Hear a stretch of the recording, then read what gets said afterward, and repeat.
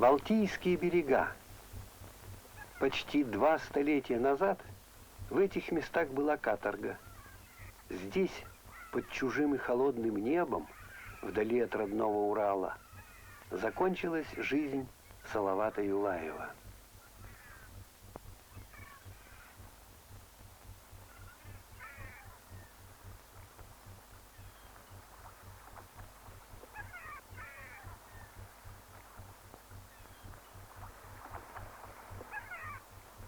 Жизнь повстанца, жизнь воина и поэта.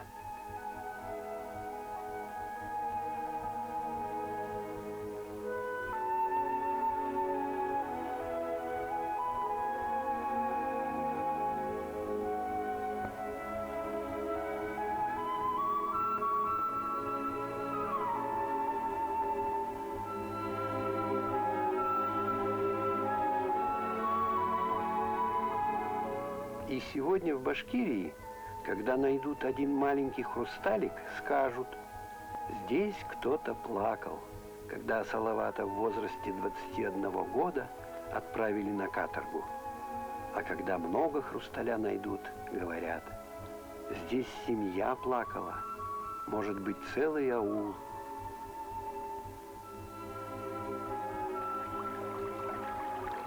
Биографию Салавата исследовала историк Инга Михайловна Гвоздикова. В ноябре 1773 года Салават Юлаев присоединился к движению, поднятому Емельяном Пугачевым. И ровно через год, в ноябре 1774 года, он был предательски захвачен в плен. Всего 1 год. Этот год мы считаем вершиной биографии Салавата Юлаева. За этот год он был создан тот самый немеркнущий образ борца, который почитаем сейчас мы с вами. Но все-таки главное в том, что это было, прежде всего, мощное христианское восстание. Христианское восстание, которое охватило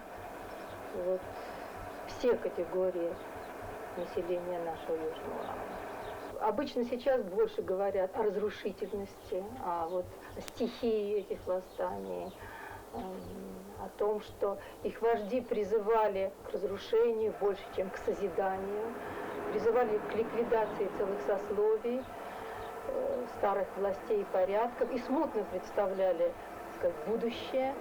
Но все-таки, несмотря на это, на все, хотя мы с этим соглашаемся, нужно понимать, что это был жесть отчаяния. Людей, доведенных до рабского положения, людей, замученных до смерти, всякими видимыми и невидимыми методами эксплуатации человека.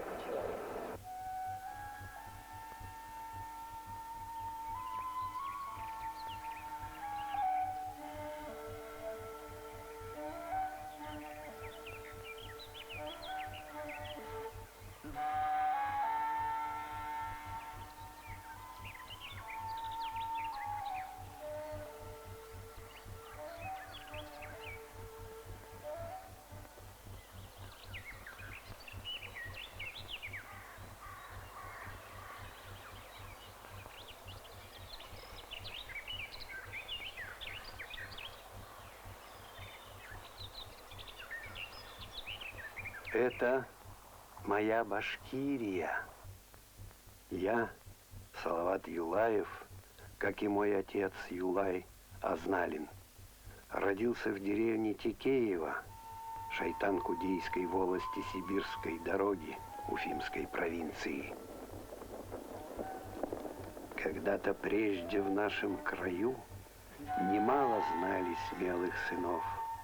Любой врага, сразивший в бою, был тут же к новой сече готов. Вся жизнь их в грозных битвах прошла.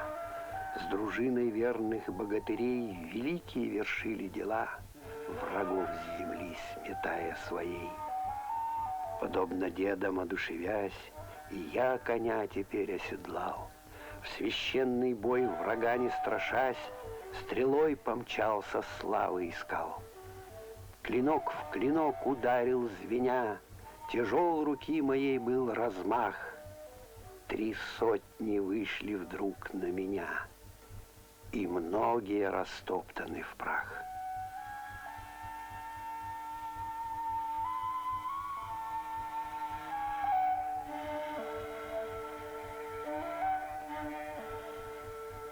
Я Салават. На наших землях раньше росли дремучие леса. Медведей здесь было, что зайцев. Леса, как и вся округа, были башкирской землей. Народ жил хорошо, никто никого не обижал. Но с некоторого времени чиновники стали грабить и обирать нас, стали отнимать земли и продавать боярам. Народ был вынужден взяться за меч.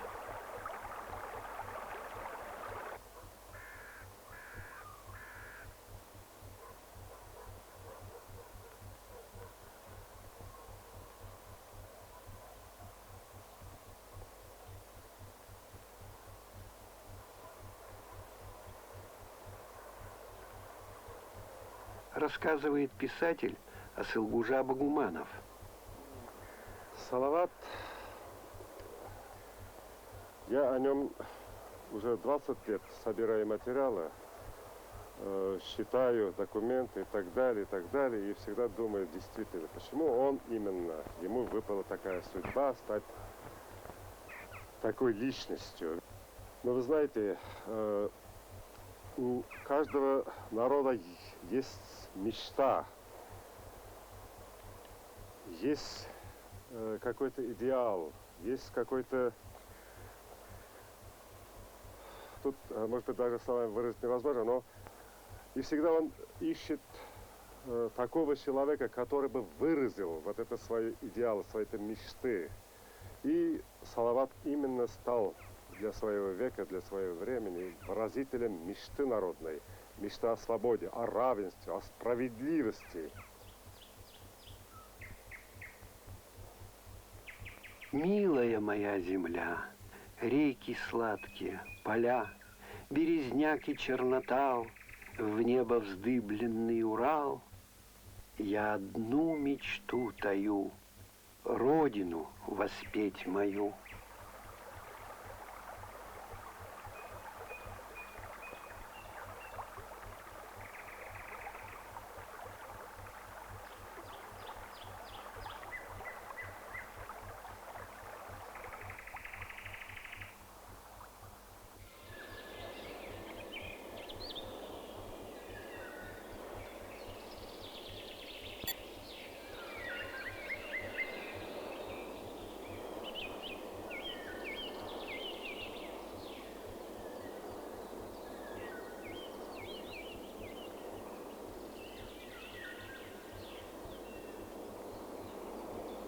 Салават все-таки был сесеном, то есть в башкирской народной поэзии было очень развито сесенство, то есть импровизаторство.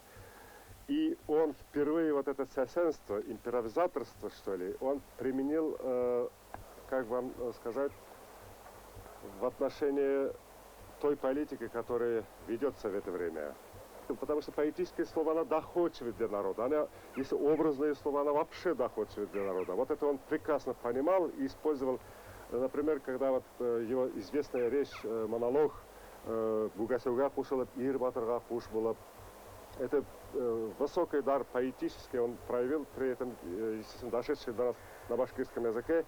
И прослушав вот это речь его, монолог, такой образный, такой поэтический, народ поверил ему. Какого вероисповедания он не был, какой бы национальности он не был, умение видеть в них равных себе людей. Вот эта сторона, вот человеческая сторона, и вот именно человеческое доброжелательное качество, наверное, привлекали его, кроме поэтического, я имею в виду.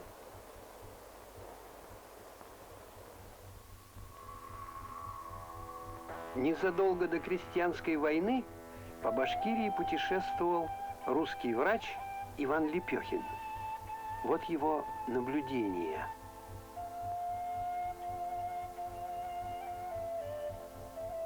Башкирцы столько имеют проворности, что в известном расстоянии могут увертываться от пущенной в них стрелы. Иные пускают стрелы, стоя на земле, а другие удальцы метят стрелою в поставленный предмет прямо с коней, рыскающих во всю прыть.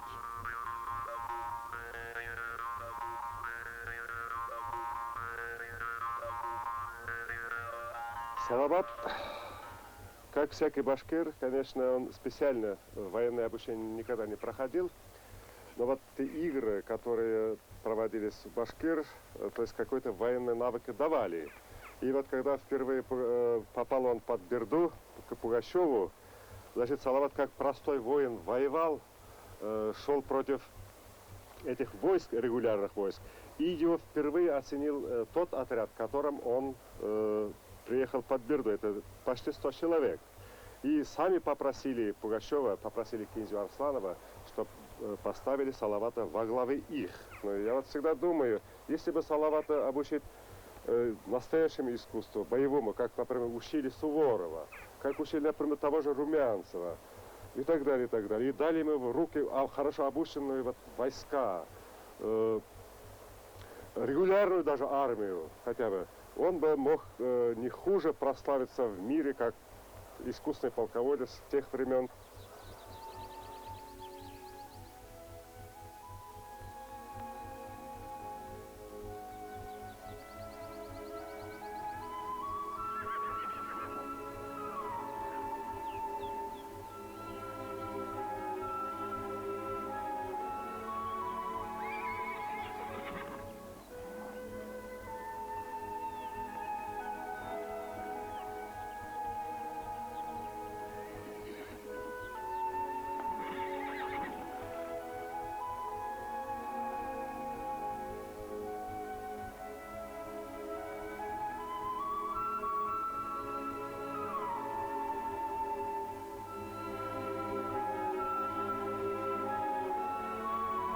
Салават Юлаев был ранен трижды за 1 год своего участия в войне.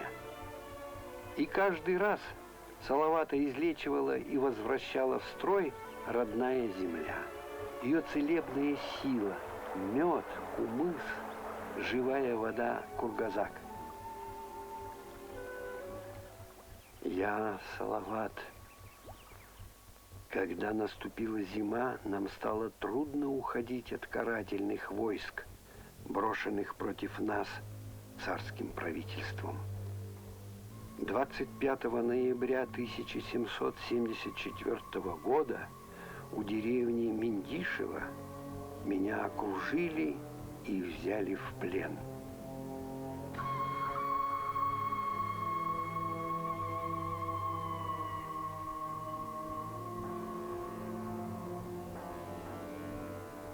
Я был заклеймен, как бунтовщик и злодей, и приговорен к вечной каторге.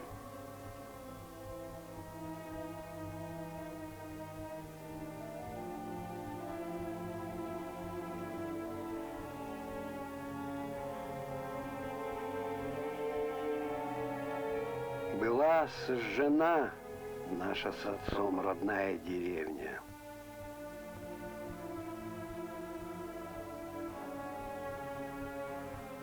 По каменным жерновам, оставшимся от мельницы, ее найдут лишь через сотни лет.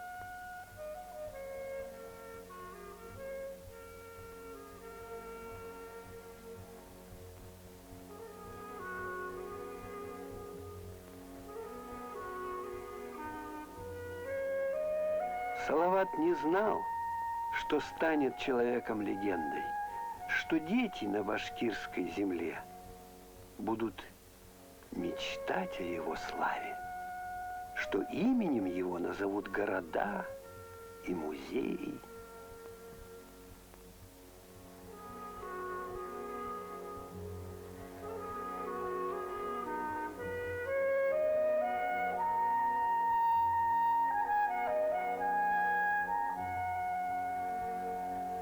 Сохранилось единственное личное письмо Салавата Юлаева. Единственное личное письмо Салавата Юлаева, которое, вот благодаря той информации, которая там содержится, мы можем говорить о каких-то его высоких моральных качествах.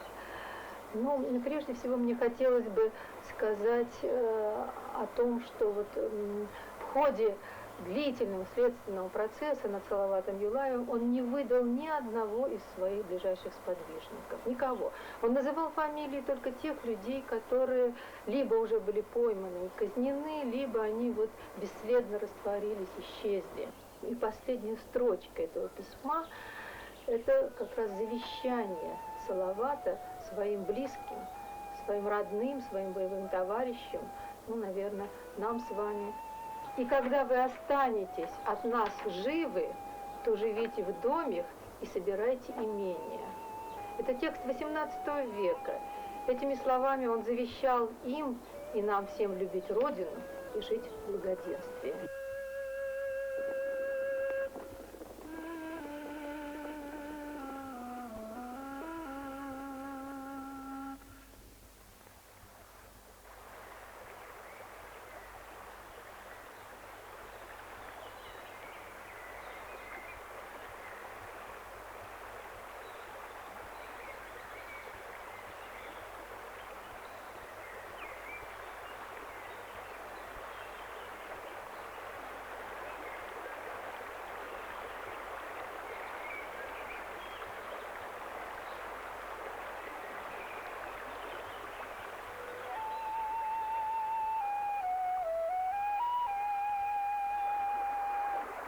Светлая моя земля, рек медвяная струя, над просторами полян мой Урал, мой великан. Все же я не одинок. Чуть повеет ветерок, принесет он вести мне о родимой стороне, о знакомых тех местах, о медвяных родниках, о земле, где к небу встал мой красавец, мой Урал. Он приносит вести мне.